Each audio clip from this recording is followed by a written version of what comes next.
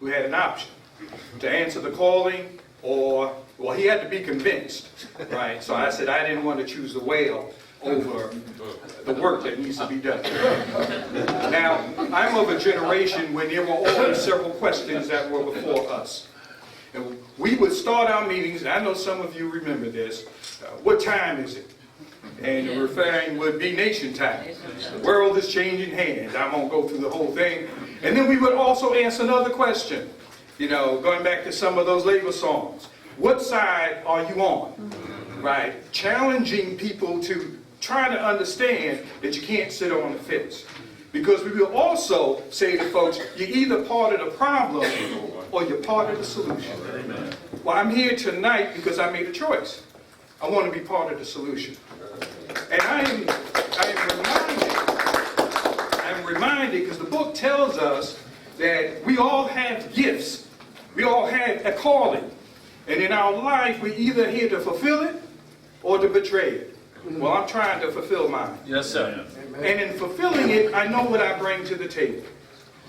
I learned a long time ago I'm not the leader at the front of the march. That's not my call. But that's at another meeting.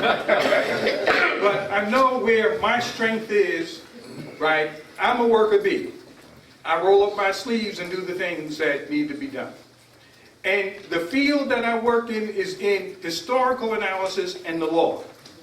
So as the people say to us, well, the law doesn't provide for this. You can't organize a civilian review board. You don't have the authority. Well, I know what the law says.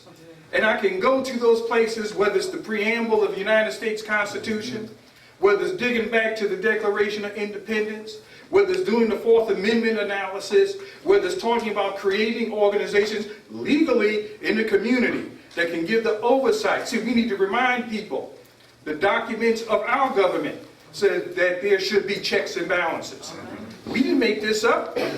Those are the rules of the game. Our document said there should be separation of powers.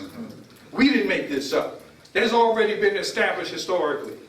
So, to close my comments, I just want to say that I'm here because I understand that I have to be part of the solution and not the problem. I'm here because I do know what side I'm on. All right. Okay? And I'm also here because I know what time it is.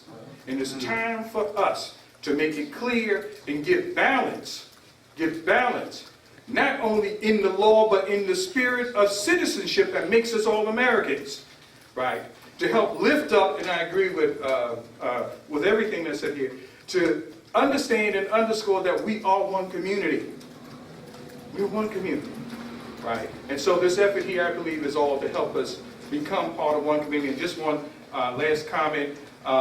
It's Federalist Paper 47. Yes, it talks about checks and balances. See, he's my constitutional scholar.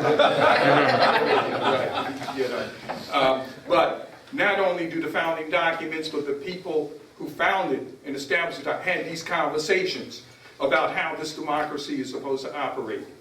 And they said, right, that the government, the power of government is supposed to be checked and balanced so that we would not have tyranny, so that we wouldn't have abuse of power. Amen. Okay, so that the people will always be protected in their rights.